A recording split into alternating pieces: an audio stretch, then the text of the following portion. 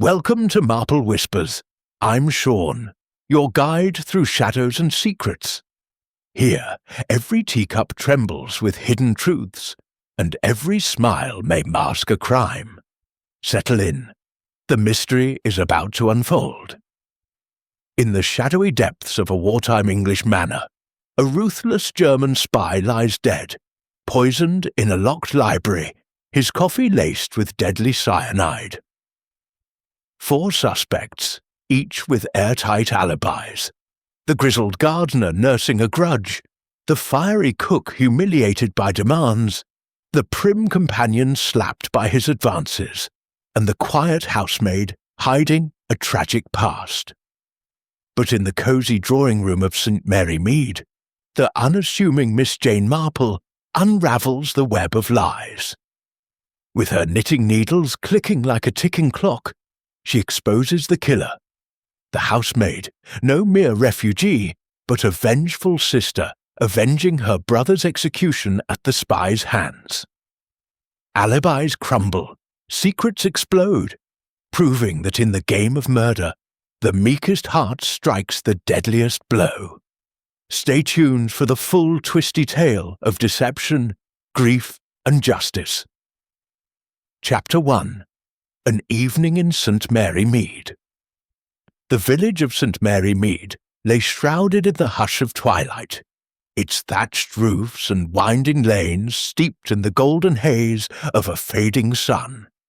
Miss Jane Marple's modest cottage stood at the heart of it all, a bastion of quiet domesticity amid the encroaching shadows. Inside, the drawing-room exuded an air of timeless comfort. Faded Persian rugs underfoot, shelves lined with well-thumbed volumes of poetry and theology, and the faint aroma of lavender sachets mingling with the earthy tang of burning logs in the grate.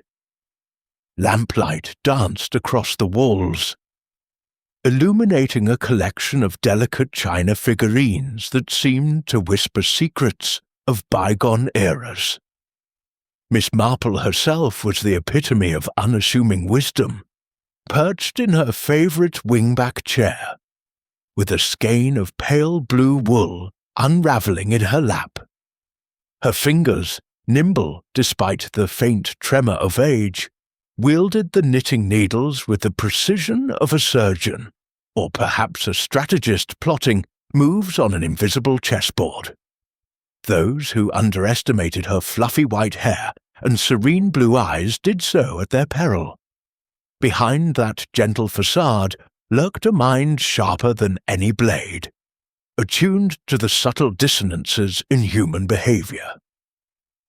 She had solved more riddles from this very spot than most detectives managed in a lifetime of pounding pavements. On this particular evening, the room buzzed with the energy of visitors, each one a thread in the intricate tapestry of village life.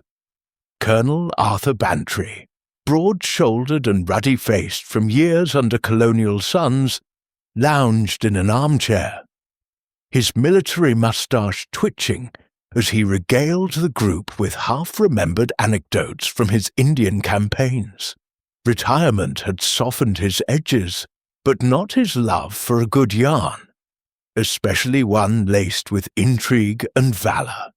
Beside him sat his wife, Dolly Bantry, a vivacious woman whose curls bobbed with every emphatic gesture. Dolly thrived on scandal, her eyes widening at the merest hint of impropriety, as if the quietude of St. Mary Mead were merely a stage set for dramatic revelations. Dr. Haydock, the local physician, occupied the settee with a glass of sherry in hand, his pragmatic demeanour a counterpoint to the Bantry's enthusiasm.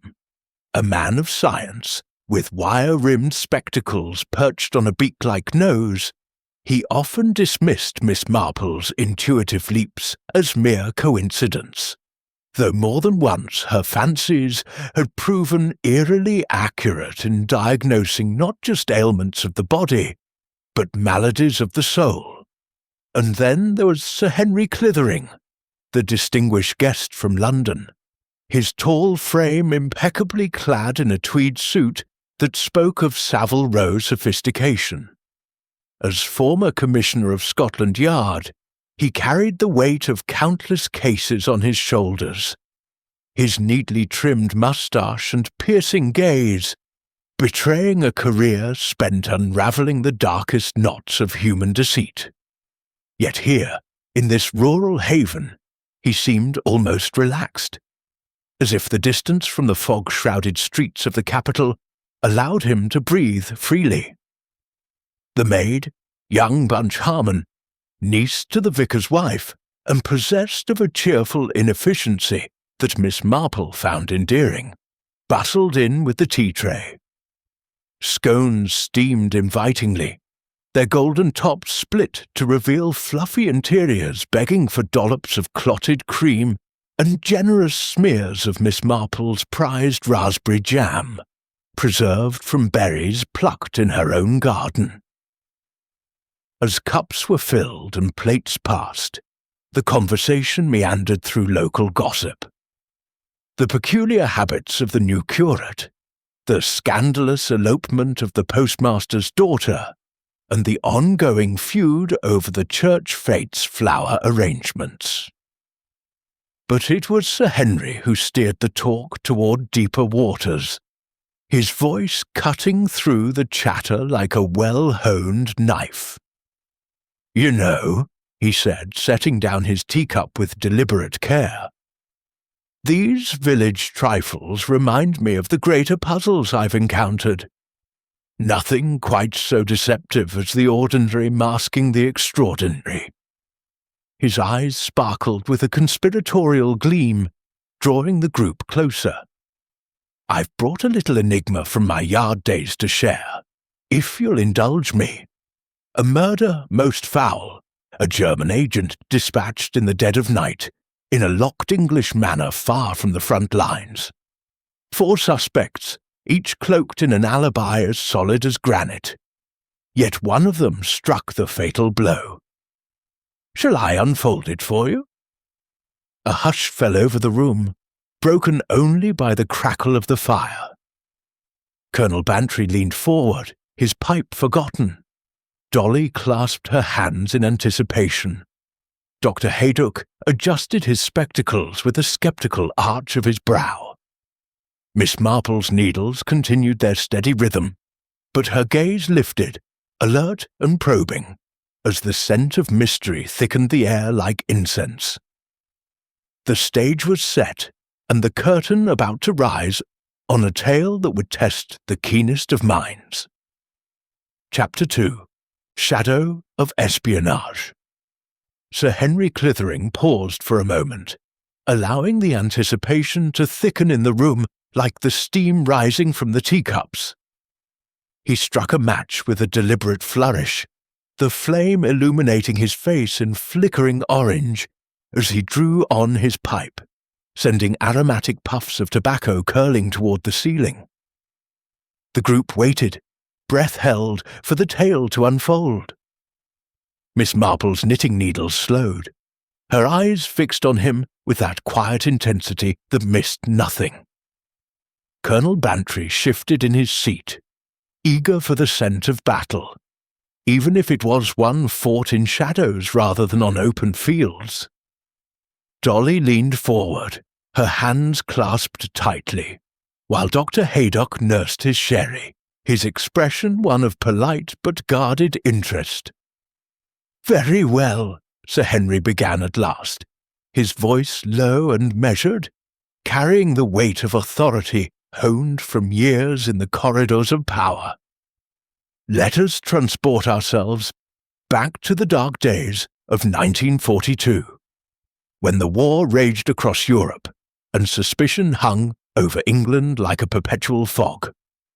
The setting was Carrington Manor, a rambling old pile in the Sussex countryside, not far from the coast where the Channel's waves whispered secrets of invasion and espionage. It was the kind of house that had seen better times. Elizabethan in origin, with mullioned windows that caught the moonlight like watchful eyes.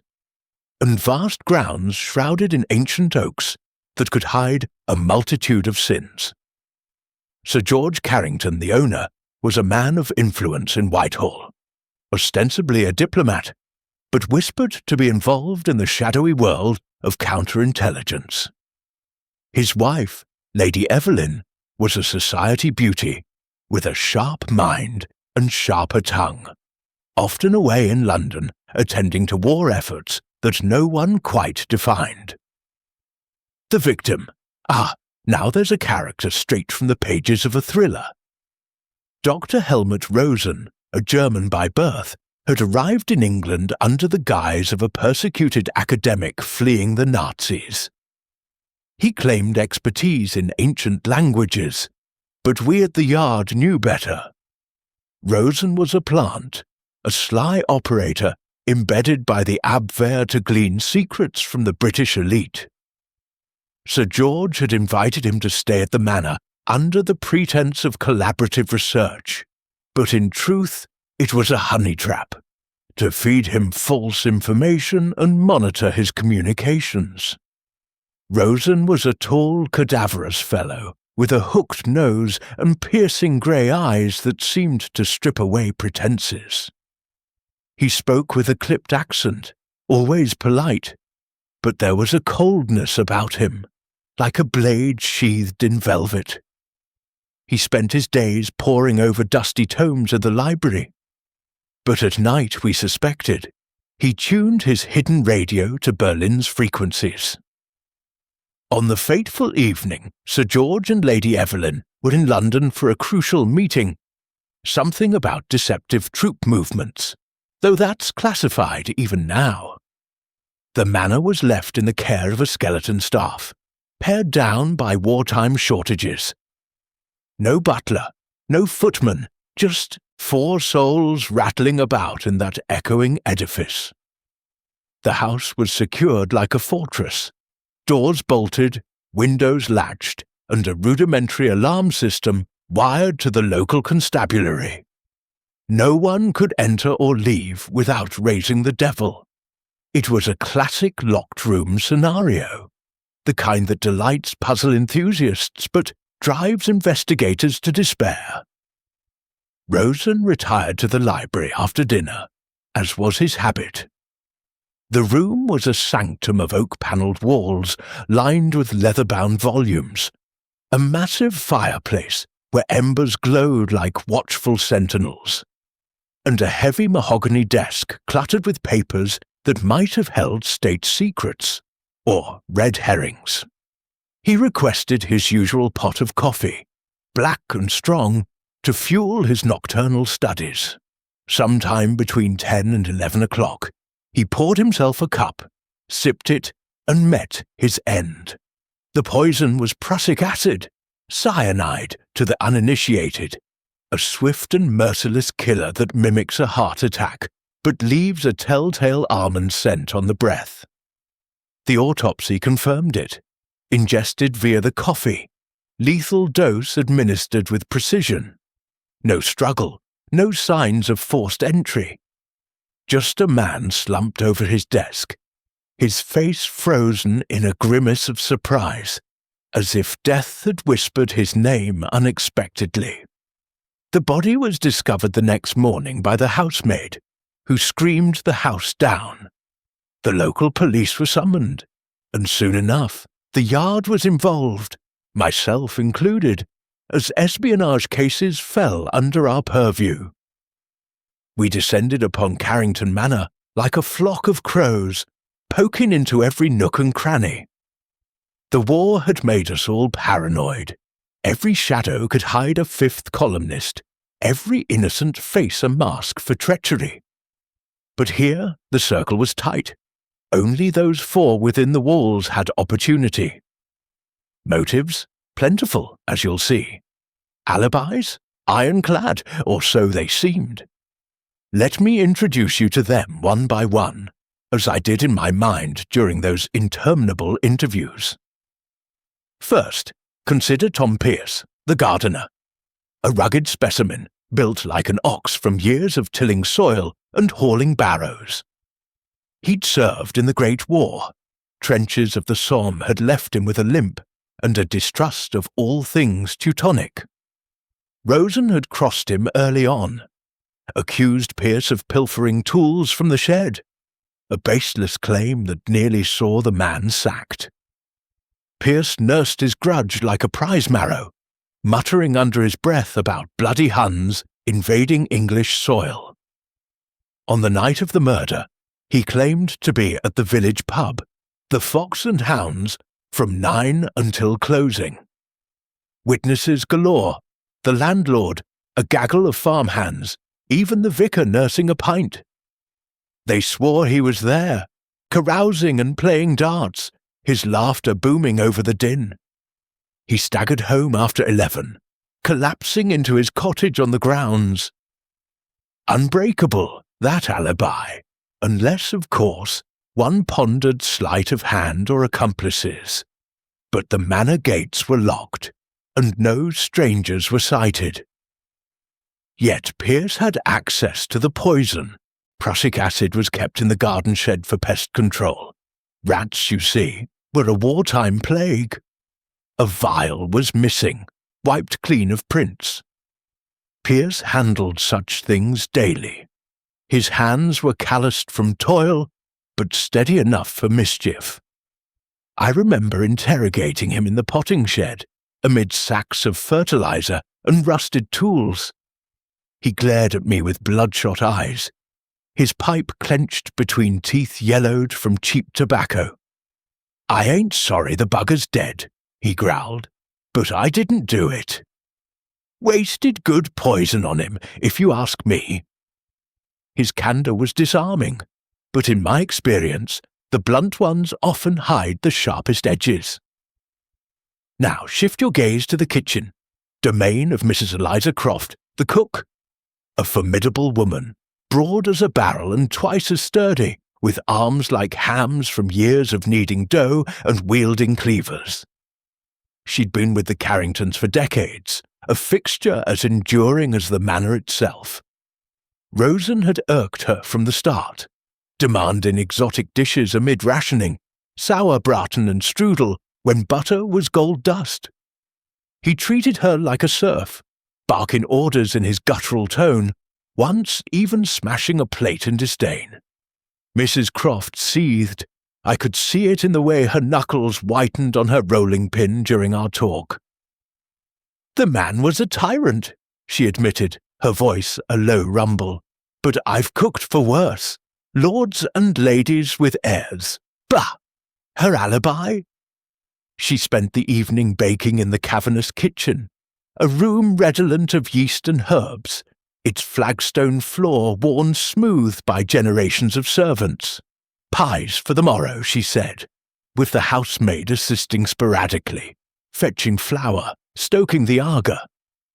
At 10:30 she retired to her attic room, locking the door against draughts or intruders. No one saw her emerge until dawn. But here's the rub. The coffee pot was prepared in that very kitchen. Who better to tamper with it than the mistress of pots and pans? And prussic acid, easily concealed in a spice jar. I pressed her on it, watching her florid face for tells. She met my eyes steadily, but there was a flicker, guilt, or merely the strain of wartime hardships. As we delved deeper, the web grew tangled. The housemaid, Greta Lund, was a slip of a girl, scarcely out of her teens, with flaxen hair pinned under a cap and eyes the colour of storm clouds. She claimed Swedish origins, a refugee washed up on England's shores after fleeing Nazi-occupied Norway. Quiet, efficient, she moved through the house like a ghost, dusting and polishing with mechanical grace. Rosen barely noticed her, or so she said, but servants see everything, the stolen glances, the hushed calls. Did she harbour a deeper resentment? Her background was murky, papers in order, but wars forge documents as easily as they forge alliances.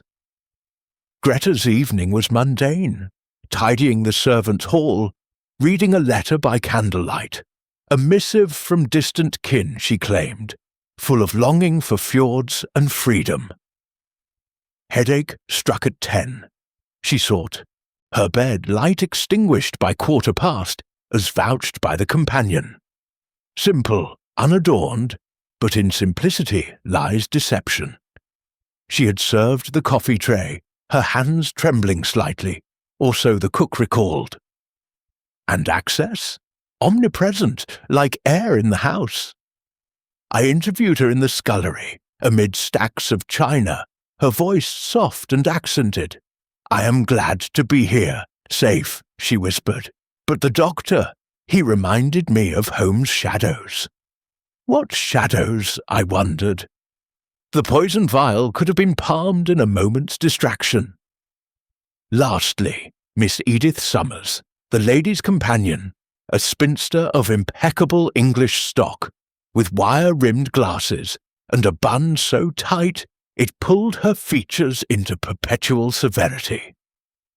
She managed correspondence, arranged flowers, and provided the veneer of civility in Lady Evelyn's absence. Rosen had overstepped once. A clumsy advance in the conservatory met with a resounding slap that echoed through the halls. Humiliation burned in her cheeks, even as she recounted it to me. "The audacity!" she huffed, her voice laced with venom, as if I were some Fräulein to be charmed. Her alibi gleamed brightest.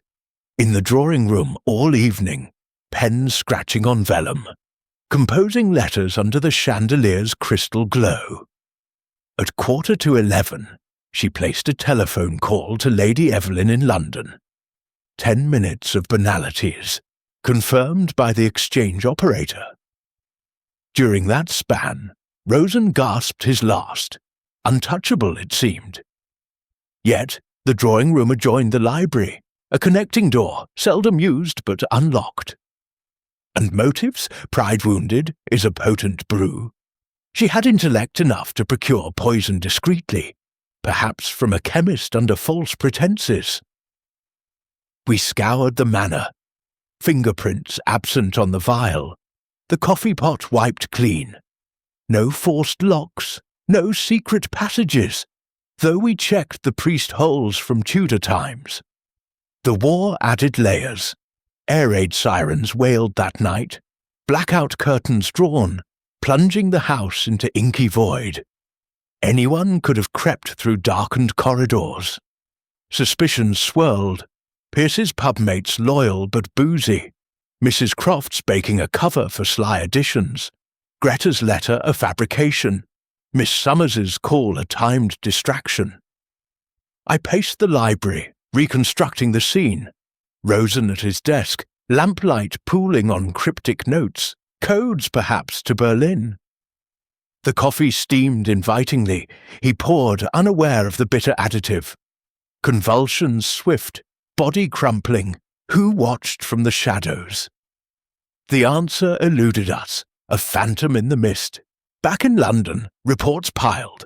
Rosen's transmissions intercepted, hinting at a network. Was his death internal betrayal or British justice? The suspects stonewalled, loyalties fractured by war's grind. Pierce eyed Greta suspiciously. "Foreigners," he muttered. Mrs. Croft defended her kitchen fiercely. Greta wept quietly. Miss Summers composed icy denials. Nights at the manor blurred. Interrogations yielded half-truths. A storm raged one evening, thunder, mimicking artillery. I stood at a window, rain lashen panes, pondering human frailty. Espionage stripped souls bare. Greed, fear, vengeance intertwined. Weeks passed, the case cooled like embers. But puzzles like this fester, demanding resolution. That's why I bring it here, to minds unburdened by protocol. Sir Henry exhaled smoke, eyes scanning faces. Tension hung heavy. The group's imaginations ignited. Miss Marple's needles clicked softly, weaving thoughts into patterns only she discerned. Chapter 3. the gardener and the cook. The fire in Miss Marple's drawing-room crackled with a life of its own, casting fleeting shadows that danced across the faces of her guests. The air was thick with the scent of wood smoke and the faint tang of Earl Grey lingering from the tea-tray. Sir Henry Clithering, his pipe now resting in an ashtray, leaned back in his chair, his hands steepled as if framing the next act of his wartime drama. The room was a cocoon of expectation, each listener poised on the edge of their seat, drawn into the labyrinthine puzzle of Carrington Manor. Colonel Bantry's eyes gleamed with the thrill of the chase, while Dolly Bantry clutched her shawl, her imagination painting vivid scenes of betrayal and poison. Dr. Haydock, ever the skeptic, adjusted his spectacles, his lips pursed in anticipation of a flaw in the tale. Miss Marple, her knitting a soft metronome in the quiet, observed with that serene alertness that belied her unassuming appearance, her mind already sifting through the threads Sir Henry wove. "Let us delve deeper," Sir Henry began, his voice rich with the cadence of a born storyteller, "into the lives of the first two suspects, for it is in their contradictions, their quirks and grudges, that the truth begins to take shape. Picture Carrington Manor that fateful night, its ancient stones steeped in silence, save for the distant wail of air raid sirens and the occasional creak of settling timbers. The war had stripped the household bare, leaving only those essential to its upkeep, each bound to the manor by duty, necessity, or something less tangible. We turn first to Tom Pierce, the gardener, and Mrs. Eliza Croft, the cook, two souls as rooted to the estate as its gnarled oaks, yet harbouring resentments that simmered like a pot left too long on the stove.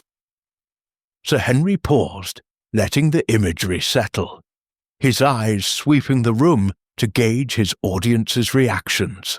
Tom Pierce was a man forged in hardship, a relic of the Great War, who carried its scars in both body and spirit. He stood over 6 feet, with shoulders broad from years of wielding shovels and scythes, his face weathered like the bark of the trees he tended. His left leg bore a limp, a memento of shrapnel at Passchendaele, and his eyes held the wary glint of a man who'd seen too much of humanity's darker side. Pierce had been with the Carringtons since his discharge, a loyal retainer whose pride lay in the manicured lawns and blooming rosebeds that defied wartime neglect. But Dr. Helmut Rosen, with his sharp tongue and sharper suspicions, had pricked that pride raw. "It began months before the murder," Sir Henry continued, his tone taking on a confiding intimacy. "Rosen, ever the provocateur, accused Pierce of stealing gardening tools, a pruning knife and a trowel, petty items but enough to wound a man's honour. The accusation was baseless. A power play by a guest who knew his status as Sir George's scholar gave him leverage. Sir George, distracted by war duties, nearly dismissed Pierce on Rosen's word, but Lady Evelyn intervened, sensing the injustice. Pierce kept his post, but the slight festered. I saw it in the way he gripped his pipe when we spoke, his knuckles white as bone. That Hun thought he could lord it over me, he spat during our interview in the potting shed, surrounded by sacks of lime and coiled hoses. Called me a thief in my own garden. I'd have wrung his neck, but for the gentry. His candour was startling, but was it the bluster of an innocent man, or the calculated defiance of a guilty one? His alibi for the night of the murder seemed impregnable. From 9 o'clock until the pub's closing at 11, Pierce was at the Fox and Hounds, a half-mile from the manor. The landlord, a jovial chap named Ted Grimes, swore Pierce was there, downing pints and dominating the dartboard with the precision of a sniper. A dozen regulars, farmers, a blacksmith, even old Mrs. Tuttle from the post office, confirmed it, their memories lubricated by ale, but consistent in detail. Pierce left the pub swaying, singing a bawdy tune, and was seen stumbling through the manor gates by the night watchman. His cottage, a stone's throw from the main house, showed no signs of disturbance when we searched it the next day. Just a straw mattress, a battered kettle, and a photograph of a younger Pierce in uniform, his arm around a comrade long gone. By all accounts, he was abed when Rosen sipped his fatal coffee. "But here's the snag," Sir Henry said, leaning forward, his voice dropping to a conspiratorial whisper. "The pub was a brisk walk from the manor, and the gates were locked by 10, as per wartime protocol. Pierce claimed he used his key, but the watchman's log noted no entry until nearly midnight. A gap, perhaps, in the timeline. And the prussic acid, kept in a locked shed to which Pierce held the only key. The missing vial was found discarded in a hedgerow, wiped clean, but its absence was noted days before the murder. Could Pierce have slipped back earlier, under cover of darkness, to tamper with the coffee pot? The air raid sirens that night would have masked any noise, and his limp, though noticeable, didn't slow him much. I pressed him on this in the shed, the air heavy with the scent of damp earth. He laughed, a harsh bark. "Me sneaking about like a spy? I'd sooner plant roses in winter." Yet his eyes darted, just for a moment, to the shelf where the poison was stored. Dolly Bantry gasped, her hand fluttering to her chest. "Oh, he sounds dangerous. A man like that, wronged and bitter. Why, he could have done it." Sir Henry raised a hand, a faint smile playing on his lips. "Patience, Mrs. Bantry. Let us not judge too hastily. Now turn your attention to the kitchen, where Mrs. Eliza Croft ruled supreme. If Pierce was the manor's sinew, Mrs. Croft was its heart. A woman of 50-odd, built like a cottage loaf, with a round face flushed from years over a hot stove. Her kitchen was her kingdom, its vast hearth glowing like a forge, copper pots gleaming despite rationing's pinch. She'd served the Carringtons since she was a girl, rising from scullery maid to culinary matriarch, her recipes a blend of Old English heartiness and wartime ingenuity. Rabbit stew, nettle soup, bread stretched with potato flour. She kept the household fed when supplies dwindled to crumbs. But Rosen tested her patience to breaking. He demanded dishes no ration book could support. Rich German delicacies, dumplings and smoked meats, as if mocking the nation's hunger. Once he sent back a perfectly good mutton pie, claiming it lacked refinement. Mrs. Croft, who took pride in every crumb, was livid. I saw the aftermath in the kitchen, where a cracked plate lay swept into a corner, a relic of Rosen's tantrum. "He treated me like a skivvy," she told me, her voice thick with indignation as she pounded dough on a floured board. "War or no war, I've my dignity." Her hands, dusted white, trembled slightly, and I wondered if it was rage or something deeper. Guilt, perhaps, lurking in the creases of her apron. Her alibi was as solid as her sweat puddings. On the night of the murder, she was in the kitchen from dusk until 10:30, baking a batch of scones and a seed cake for the morrow. The housemaid, Greta Lund, was in and out, fetching ingredients and scrubbing pans, their chatter a low hum amid the clatter of utensils. At 10:30, Mrs. Croft locked the kitchen door and trudged to her attic room, a steep climb that left her puffing.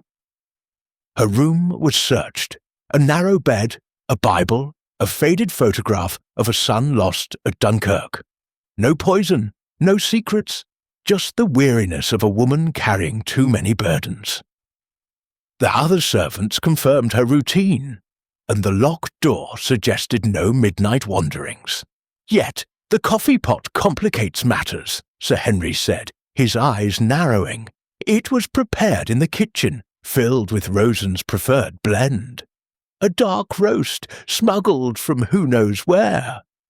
Mrs. Croft handled it herself, setting it on the tray with a silver spoon and a single cup. The prussic acid could have been slipped in then, a few drops masked by the coffee's bitterness. She had access to the shed. Gardeners and cooks shared keys for supplies, and the motive was clear. A personal affront compounded by wartime hatred. I questioned her in the pantry, surrounded by jars of preserves glowing like stained glass. I'd not waste good coffee on poison, she scoffed, but her eyes lingered on the tray, as if recalling the moment it left her hands. Was it defiance or deflection? The kitchen itself was a puzzle. The back door led to the herb garden, unalarmed that night due to a faulty wire, a detail I noted with suspicion. Could Mrs. Croft have slipped out, perhaps to dispose of evidence? The hedgerow where the vial was found was nearby, and the blackout curtains would have hidden any movement. Yet her bulk made stealth unlikely, and Greta's intermittent presence in the kitchen narrowed the window for mischief. Still, cooks know poisons, rat bait, arsenic, even cyanide from old recipes for marzipan gone wrong. Mrs. Croft's hands, so adept at measuring flour, could measure death just as precisely. I walked the manor's grounds, tracing paths Pierce and Mrs. Croft might have taken. The garden shed was a squat, ivy-clad structure, its lock intact but easily picked. Inside, shelves sagged with bottles and cans, the air sharp with chemicals. The missing vial's label was faded, but its purpose clear. Pest control, a wartime necessity. Both suspects had reason to hate Rosen, and both had opportunity, however slim. Pierce's pub alibi held, but alibis can be bought with a round of drinks. Mrs. Croft's locked door was a barrier, but servants' passages wound through the manor like veins, unseen by most. The war added its own fog. Air raid drills had everyone at edge. The sirens that night sent villagers to shelters, leaving the manor isolated. Rosen's death felt like a chess move in a larger game, espionage, betrayal, or personal vengeance. Pierce muttered about German spies. Mrs. Croft spoke of her son's sacrifice, her voice breaking. Their stories were rehearsed, their emotions raw, but rehearsed too, perhaps. I sensed layers beneath their words like soil turned over to reveal hidden roots. Back at the yard, we pored over reports. Rosen's radio, hidden in a false-bottomed trunk, had sent coded messages to Berlin. Was his killer a patriot, a traitor, or something else? Pierce and Mrs. Croft were cogs in the manor's machinery, but cogs can jam. Their alibis stood, yet cracks appeared. A watchman's hazy memory, a kitchen door left ajar. The truth was there, buried in the mundane. Sir Henry paused, relighting his pipe. The room was silent, save for the fire's hiss. Dolly shivered, whispering, "It's like a ghost story, but real." Colonel Bantry muttered about military discipline solving such cases. Dr. Haydock frowned, sceptical of alibis built on pub chatter. Miss Marple's needles clicked, her face serene but her mind racing, piecing together fragments of human nature. Anger, pride, loss, that Sir Henry's tale laid bare. Chapter 4. The Housemaid and the Companion. The drawing-room of Miss Marple's cottage seemed to contract under the sheer weight of Sir Henry Clithering's tale, the fire's glow casting an intimate circle of light that made the outside world feel distant and unreal. The logs hissed and popped, as if echoing the tension that pulsed through the group. Colonel Bantry sat forward, his hands clasped tightly, his military mind grappling with the puzzle like a campaign map. Dolly Bantry's eyes were wide, her imagination conjuring shadowy figures creeping through a wartime manor. Dr. Haydock, his sherry glass forgotten, leaned back with a frown, his rational scepticism warring with the story's allure. Miss Jane Marple, her knitting needles moving with a rhythm as steady as a heartbeat, appeared serene, but her blue eyes gleamed with a quiet intensity, sifting through Sir Henry's words like a prospector, panning for gold. Sir Henry, sensing the room's rapt attention, allowed a faint smile to curve his lips. He reached for his pipe, striking a match with a flourish that sent a flare of light across his distinguished features. The tobacco's rich aroma mingled with the lingering scent of raspberry jam, grounding the fantastical tale in the homely comfort of St. Mary Mead. "We've met the gardener and the cook," he said, his voice low and deliberate, two souls tethered to Carrington Manor by duty and resentment. Now, let us turn to the remaining players in this grim drama. Greta Lund, the housemaid, and Miss Edith Summers, the lady's companion. They are, in their own ways, as enigmatic as the manor's shadowed corridors, their lives woven with secrets that the war's chaos both concealed and amplified. He paused, letting the silence deepen, his eyes scanning the faces before him. Picture the manor at night, its vast halls dimmed by blackout curtains, the air heavy with the threat of air raids. The library, where Dr. Helmut Rosen met his end, was a fortress within a fortress, its oak-panelled walls absorbing sound like a tomb. The coffee pot, laced with prussic acid, sat innocently on the desk, a silent accomplice to murder.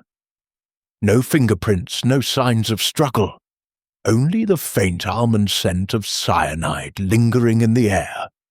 The question hung over us at Scotland Yard. Who among the four, cloaked in their perfect alibis, had the cunning to orchestrate such a deed? Let us begin with Greta Lund, the housemaid, a figure so unobtrusive she seemed to blend into the very wallpaper. Greta Lund, Sir Henry described, was a wisp of a girl, barely 25, with hair the colour of winter straw tucked beneath a starched cap. Her face was pale, her features delicate but marred by a perpetual shadow of melancholy, as if the weight of distant sorrows pressed upon her.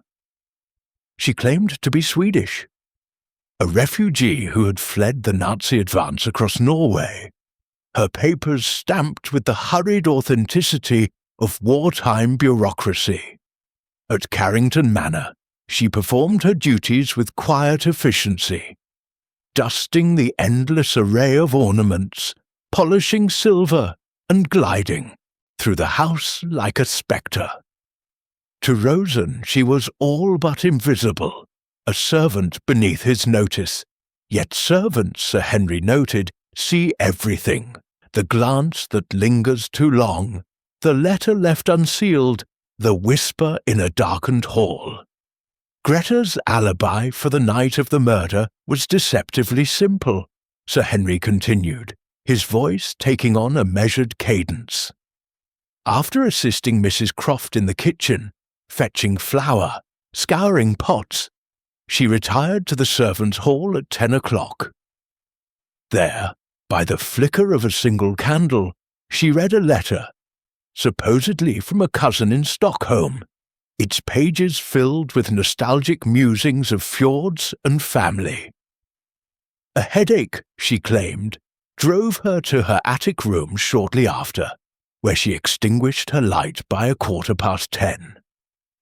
Miss Edith Summers, passing by on her way to the drawing-room, confirmed seeing the glow vanish beneath Greta's door. By the time Rosen drank his fatal coffee, Greta was ostensibly asleep, her door locked, her presence accounted for. A perfect alibi, or so it seemed. Sir Henry leaned forward, his eyes narrowing. But perfection in alibis is like perfection in people. It invites suspicion. Greta had prepared the coffee tray that evening, her hands trembling slightly as she set the pot and cup before Rosen in the library. Mrs. Croft noted it, though she attributed it to the girl's nerves. "She's a timid thing," the cook had said, "jumpy as a cat in a storm." Yet Greta's access to the kitchen was constant, her movements fluid between tasks. The prussic acid, stored in the garden shed, was accessible to all who knew its location, and a housemaid's duties took her everywhere. Cellar, attic, shed. Could she have palmed the vial during one of her errands, slipping a lethal dose into the coffee pot while Mrs. Croft's back was turned? The blackout curtains and the wail of sirens that night would have masked any stealthy step. "I interviewed her in the scullery," Sir Henry said, his tone softening as if recalling the scene. The room was cold, its stone walls damp, stacked with chipped teacups and tarnished trays. Greta stood with her hands clasped, her eyes downcast, her voice barely above a whisper. "Dr. Rosen was kind enough," she said, "but he reminded me of home, of things lost." Her accent was convincing, but there was a hesitation, a careful choice of words that made me wonder. What losses? Her papers were in order, yet wartime forgeries were as common as rain. And that letter, she showed it to me, its ink smudged, its tone oddly formal for a cousin's note. Was it a prop, a shield to hide a deeper motive? Her sadness seemed genuine, but grief can be a mask for vengeance. Colonel Bantry stirred, his moustache bristling. A foreign girl, eh? Could be a spy herself, working for the other side. War's full of double agents. Sir Henry raised an eyebrow. A possibility, Colonel, though her demeanour suggested flight rather than fight. Yet the war had displaced countless souls, and displacement breeds secrets. I couldn't shake the feeling that Greta's story was a tapestry with hidden stitches. He turned his attention to the final suspect, his voice taking on a crisp edge. "Now, let us meet Miss Edith Summers, the lady's companion, a woman who seemed to embody the very essence of English propriety. In her late 30s, she was tall and angular, with a face that might have been handsome if not for its severity. Her dark hair was pulled into a bun so tight it seemed to anchor her emotions, and her wire-rimmed glasses magnified eyes that missed nothing. Miss Summers managed Lady Evelyn's correspondence, arranged social engagements, and ensured the manor ran smoothly in its mistress's absence. She was the kind of woman who could silence a room with a glance, her voice clipped and precise, her manners impeccable. To the outside world, she was indispensable. To Rosen, she was a challenge he foolishly tried to conquer. It happened in the conservatory, weeks before the murder, Sir Henry recounted, a hint of amusement in his tone. Rosen, emboldened by wine or arrogance, attempted a flirtation, nothing overt, but a hand on her arm, a suggestive remark about her English rose charm. Miss Summers responded with a slap that echoed through the glass walls, leaving Rosen red-faced and the household buzzing. She told me of it herself, in the drawing-room where we spoke, her voice icy with disdain. The man was insufferable, she said, her fingers smoothing a letter as if to erase the memory. He thought himself irresistible, but I am not so easily swayed. The incident was the talk of the servants' hall, with Mrs. Croft chuckling over her pots and Pierce muttering about foreign cheek. Miss Summers's alibi was the most robust of all, Sir Henry explained. From 8 o'clock that evening she was in the drawing-room. A grand space with velvet drapes and a chandelier that tinkled faintly in the draught. She sat at a rosewood desk, drafting letters for Lady Evelyn, invitations, replies, notes to Whitehall contacts. Her pen scratched steadily, the sound a counterpoint to the distant sirens. At 11:15, she placed a telephone call to Lady Evelyn in London, discussing household matters and the next day's schedule.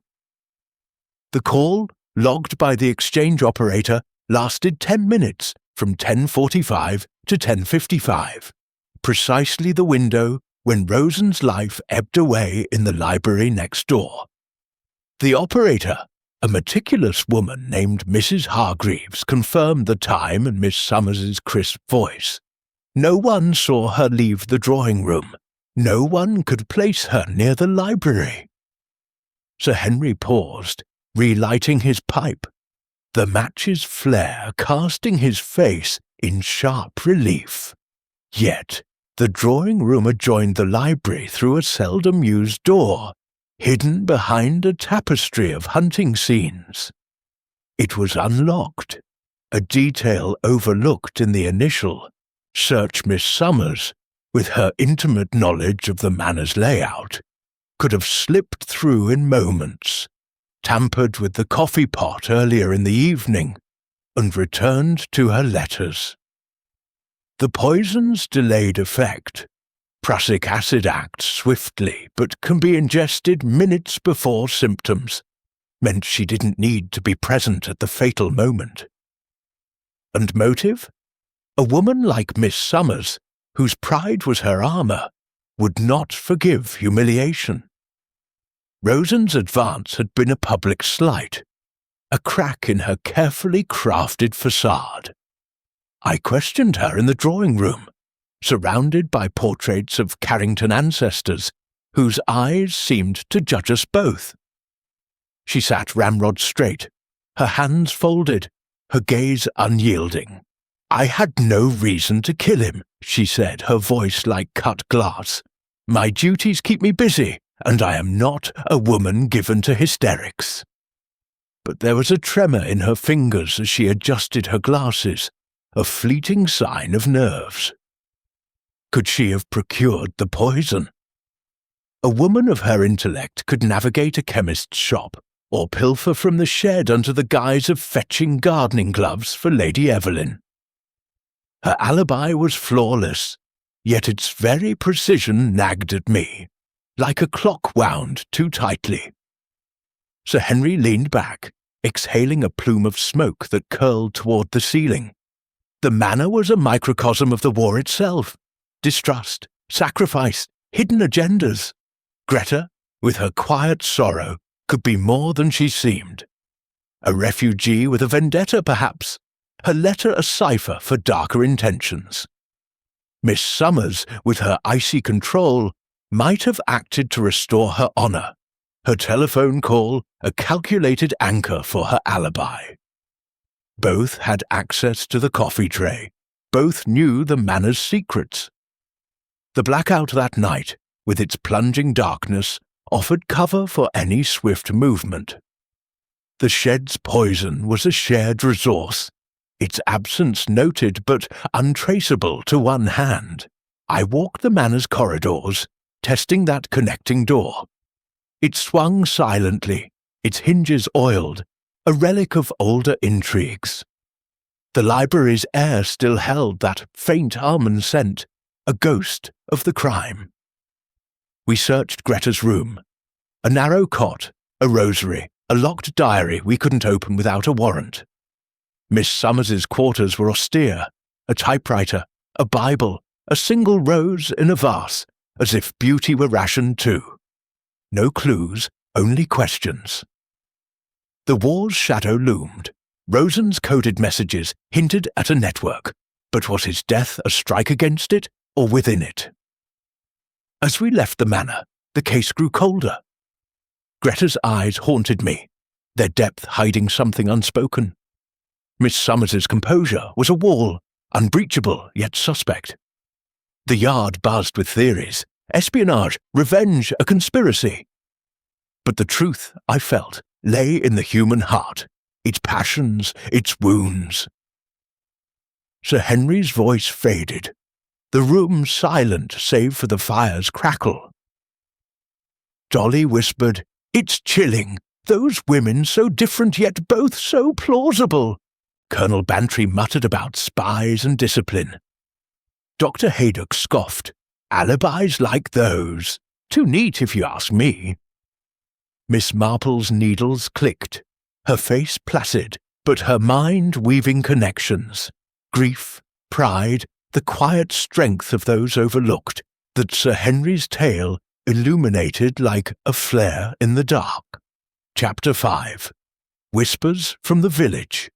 The fire in Miss Marple's drawing-room had settled into a steady glow, its embers casting a warm, flickering light that seemed to pulse in time with the unfolding mystery. The air was heavy with the mingled scents of wood smoke, tobacco from Sir Henry Clithering's pipe, and the faint sweetness of cooling scones left on the tea-tray. The group sat in a tableau of rapt attention. Colonel Bantry, his military bearing softened by curiosity, leaned forward, his hands gripping the arms of his chair. Dolly Bantry, her eyes alight with the thrill of intrigue, clutched her shawl as if it could shield her from the tale's darker implications. Dr. Haydock, his skepticism tempered by the story's grip, toyed with his spectacles, his brow furrowed in thought. Miss Jane Marple, the quiet centre of the gathering, continued her knitting. The soft click of her needles a counterpoint to the tension. Her serene expression belied the sharp workings of her mind, which turned over Sir Henry's narrative like a gardener inspecting soil for hidden roots. Sir Henry, his pipe now resting in his hand, surveyed his audience with the practised eye of a man who knew how to hold a room. He leaned back, the leather of his chair creaking faintly, and his voice took on a reflective tone, as if the weight of the unsolved case pressed upon him still. "We've walked the shadowed halls of Carrington Manor," he began, "met its 4 inhabitants, each cloaked in alibis that gleam like polished armour, yet each harbouring motives that could kindle a murderous spark. The gardener, Tom Pierce, with his wartime grudges, Mrs. Croft, the cook, stung by indignity, Greta Lund, the housemaid with her veiled sorrows, and Miss Edith Summers, the companion whose pride was a fortress breached by insult. The question remains, who slipped the prussic acid into Dr. Helmut Rosen's coffee, and why? Tonight, I invite you to step beyond the manor's walls, into the broader tapestry of human nature, where whispers and parallels from unexpected corners can illuminate the darkest corners of a crime. He paused, striking a match to relight his pipe, the flame casting fleeting shadows across his face. In my years at Scotland Yard, I learned that mysteries are rarely confined to the scene of the crime. They spill outward, like ripples on a pond, touching lives and histories far removed from the act itself. Carrington Manor was no island.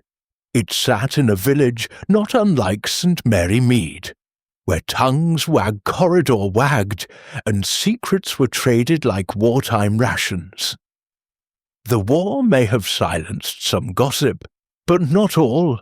I began to see parallels between the manor's drama and the undercurrents of village life, patterns of loyalty, betrayal, and hidden grief that Miss Marple, I suspect, knows all too well. At this, Miss Marple's needles paused, and she looked up, her blue eyes twinkling with quiet amusement. "Oh, Sir Henry," she said softly, "village life is a mirror to the world, is it not? The same passions, the same sins, only writ smaller." Her voice was gentle, but there was a steel beneath it, honed by years of observing the quiet machinations of St. Mary Mead. Sir Henry chuckled, a warm sound that broke the room's tension. "Precisely, Miss Marple. And it's those patterns I want to explore now. Let me take you back to 1942, to the village of Ashdown, a stone's throw from the manor, where the locals had their own stories about the household. Their whispers, though muddled by wartime fears, offered clues that Scotland Yard nearly overlooked. The village of Ashdown, Sir Henry described, was a cluster of half-timbered cottages huddled around a Norman church, its spire a beacon against the Sussex skyline. The war had drained its vitality, young men gone to the front, windows darkened by blackout curtains, the pub a haven for hushed conversations about rationing and raids. Yet the manor's residents were not strangers to the villagers. Tom Pierce was a regular at the Fox and Hounds, his booming laugh a fixture. Mrs. Croft bought her meagre supplies from the local grocer, her complaints about shortages a familiar refrain. Greta Lund, with her foreign accent, drew curious glances at church. And Miss Summers, ever aloof, was seen only when running errands for Lady Evelyn. Rosen, however, was a figure of suspicion, his German origins no secret despite his refugee guise. "A spy, mark my words," the postmistress had muttered to me, her eyes narrowing. "Never trusted those scholarly airs." Sir Henry leaned forward, his voice dropping to a conspiratorial whisper. "It was in Ashdown that I first sensed the undercurrents of the case." The villagers spoke of the manor with a mix of pride and resentment, its grandeur a reminder of their own hardships. Pierce was one of their own, a war hero fallen on hard times, his limp a badge of honour. But his temper was legendary. A barmaid recalled him smashing a glass after a heated row about Rosen's accusations. "Called him a thief," she said, and Tom near put his fist through the wall. Could such rage boil over into murder? His alibi held firm. Pub regulars swore he never left. But wartime chaos blurred memories. The watchman's log, I later learned, was often scribbled in haste, its times approximate. A window of opportunity, perhaps, for a man who knew the manor's grounds like his own skin. Mrs. Croft, too, had her village allies. Her son Tommy had been a local lad, killed at Dunkirk. The grocer spoke of her grief, how she'd wept openly at his memorial, cursing the Germans who took him. Rosen's presence in the manor was a daily wound, his demands a mockery of her loss. "She'd spit when his name came up," the grocer confided, his voice low, "said he didn't belong here." Did her grief turn to vengeance? The coffee pot, prepared in her kitchen, was her domain. A vial of prussic acid could have been slipped in during a moment's distraction, masked by the clatter of pans. Her locked door was no barrier. Servants' passages snaked through the manor, known to those who scrubbed its floors. But it was Greta Lund who intrigued me most, Sir Henry continued, his tone softening. She was a ghost in Ashdown, rarely seen but much discussed. The vicar, a kindly old soul, took pity on her, believing her tale of fleeing Nazi oppression. Yet there were whispers. Her Swedish accent slipped at times, a hint of something harsher beneath. A farmer's wife swore she'd heard Greta muttering in German once, quickly corrected. Was she truly Swedish, or something else? Her letter shown to me in the scullery was a puzzle. Its paper worn, but the handwriting too precise, almost staged. The villagers knew little of her past, but wars create shadows, and Greta's seemed deeper than most. Could she have known Rosen before, in another life? Her access to the coffee tray was undeniable.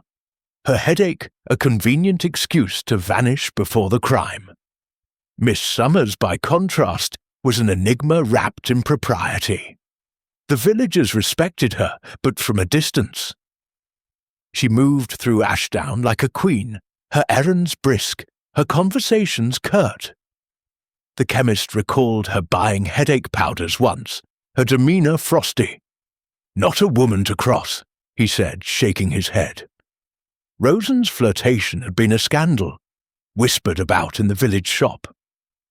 Her slap was celebrated, but her pride was wounded, a dangerous thing in a woman so controlled. Her telephone call to Lady Evelyn, logged precisely, was a perfect alibi. Yet the connecting door to the library nagged at me. A moment's absence, a swift act, her intellect could have planned it meticulously. Sir Henry's eyes gleamed, reflecting the firelight. The village gossip mirrored the manor's tensions, but it was Miss Marple's kind of insight I needed. Someone who sees the universal in the particular. In St. Mary Mead, you must have met such characters. The grieving mother, the wounded veteran, the displaced stranger, the proud spinster. Their stories resonate, don't they? Miss Marple's needles paused, her smile faint but knowing. Indeed, Sir Henry. In our village we had a widow, Mrs. Hale, who lost her son to the war. She smiled at everyone, but her eyes were knives when a German prisoner was marched through. Grief festers, you see, especially when it's personal. And young Ellen, our seamstress, came from nowhere, her accent uncertain. People whispered, but she sewed her way into their hearts. It's the quiet ones who bear watching. The group stirred. Dolly gasped, "You mean the housemaid?" She seemed so frail.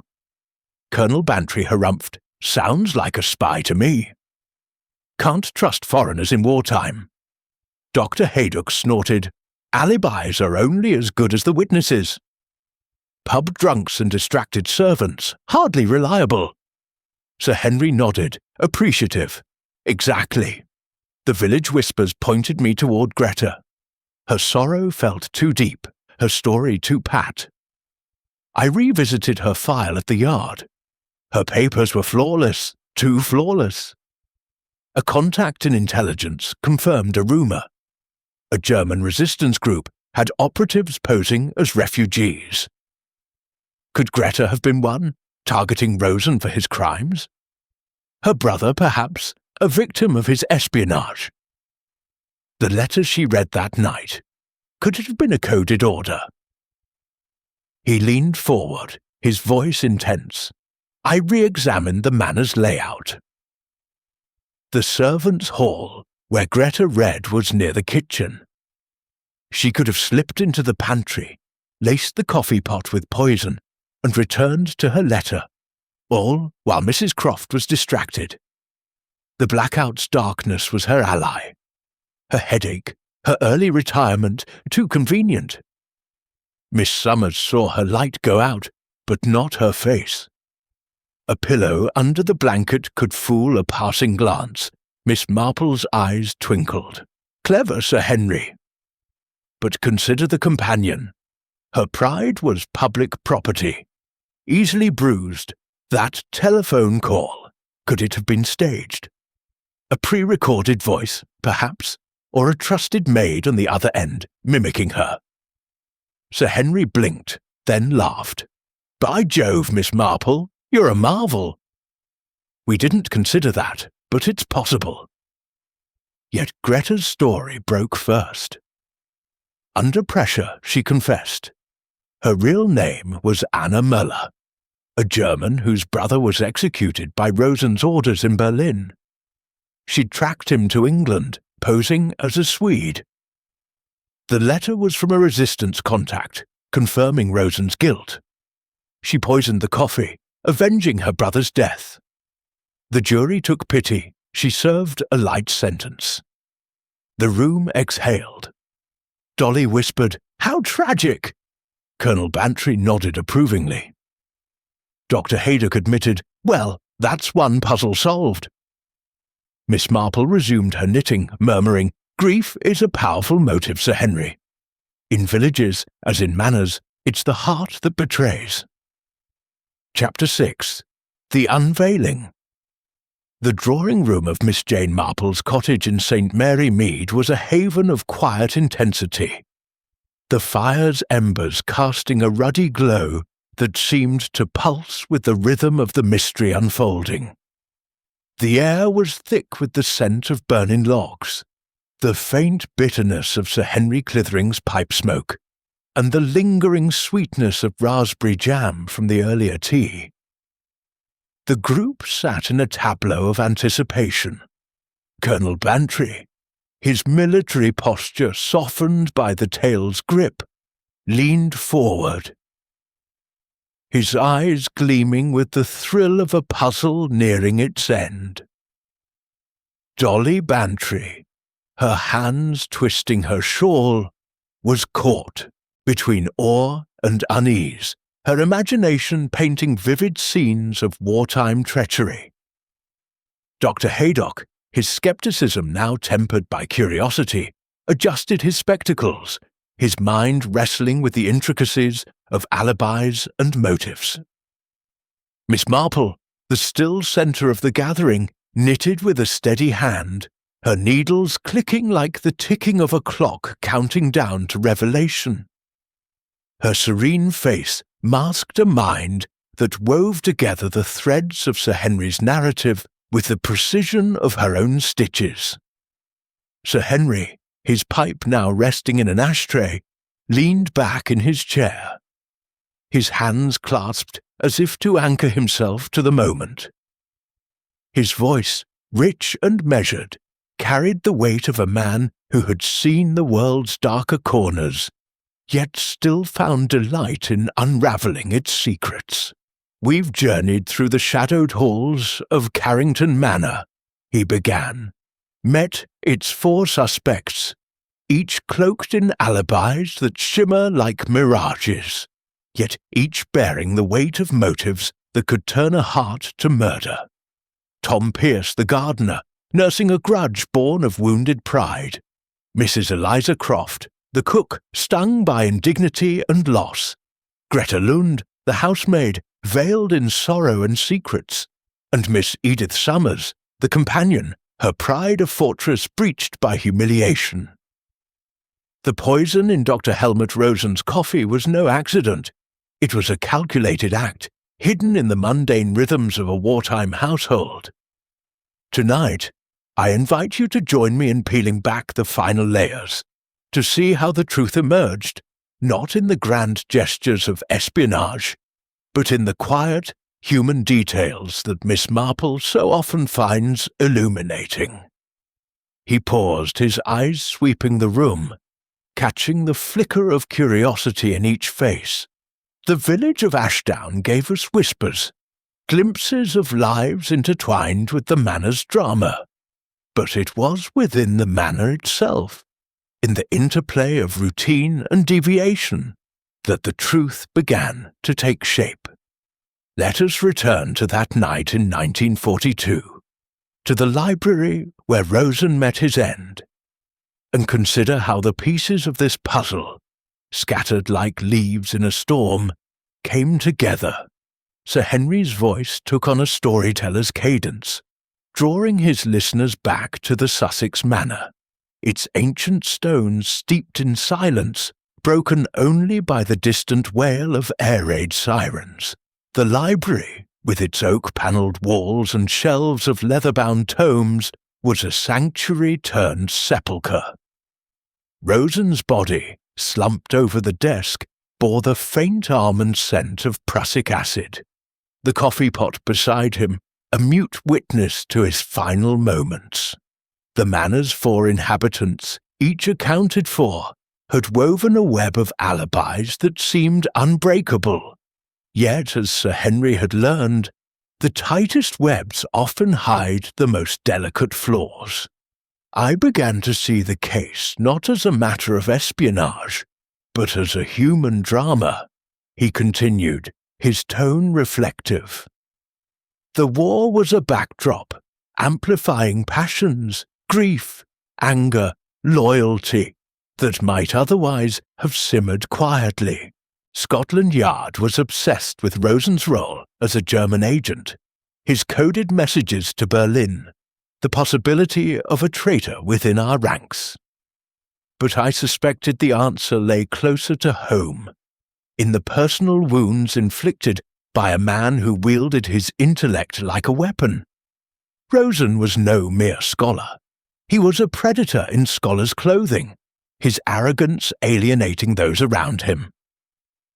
His death was not a strike in the war's grand game, but a reckoning for sins more intimate. Sir Henry leaned forward, his eyes gleaming with the intensity of a man revisiting a hard-won truth. Let us reconstruct the night, step by step, and see where the alibis falter. The coffee pot, laced with prussic acid, was the key. It was prepared in the kitchen, carried to the library by Greta Lund, and left for Rosen's use. The poison's swift action meant it was added shortly before he drank, between 10 and 11 o'clock. Tom Pearce was at the pub, his presence vouched for by a dozen witnesses, though the watchman's log hinted at a gap in his return. Mrs. Croft was in the kitchen, baking with Greta's intermittent help, her door locked by 10:30. Miss Summers was in the drawing-room, her telephone call to Lady Evelyn anchoring her alibi. Greta, the quiet housemaid, was in the servants' hall, reading her letter, then abed with a headache. All accounted for, yet one had acted. He paused, relighting his pipe, the match's flare casting a brief glow across his face. I returned to the manor's layout, walking its corridors in the dead of night, testing the rhythms of that evening. The kitchen was the heart of the crime, the coffee pot's origin. Mrs. Croft swore she'd filled it, but Greta had handled the tray, her trembling hands noted by the cook. The servants' hall, where Greta read, was a short walk from the kitchen, its door ajar. The blackout curtains plunged the house into darkness, and the siren's wail masked any sound. A moment's absence, a quick step to the pantry, a drop of poison from a vial hidden in an apron pocket. Could it be so simple? Dolly Bantry shivered, her voice a whisper. The housemaid! She seemed so fragile, so unlikely. Sir Henry smiled faintly. The unlikeliest are often the most dangerous, Mrs. Bantry. Greta's story nagged at me. Her Swedish origins, her refugee tale, they were too neatly packaged. I requested a deeper check from intelligence, and what came back was a revelation. Greta Lund was no Swede. Her real name was Anna Möller, a German whose family had suffered under the Nazi regime. Her brother Karl, a student with resistance ties, had been betrayed to the Gestapo, tortured and executed. The betrayer, Helmut Rosen, whose scholarly facade hid a ruthless loyalty to the Reich. Anna had learned of his presence in England through resistance channels. Her forged papers, a ticket to infiltrate the manor as a housemaid. Colonel Bantry's moustache twitched. A resistance operative? By Jove, that's a twist. But her alibi? The letter? The headache? Sir Henry nodded, his voice steady. The letter was the key. She showed it to me in the scullery. Its ink smudged, its tone oddly formal for a cousin's note. I sent it to our cryptographers, who found it laced with coded phrases, confirmation of Rosen's identity and crimes, sent by a contact in London. The headache was a ruse. Her light went out, but Miss Summers saw only the glow, not the girl. A pillow under the blanket, a darkened corridor.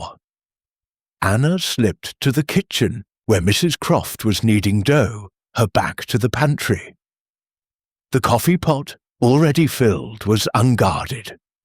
A drop of prussic acid, procured from the shed days earlier, was enough.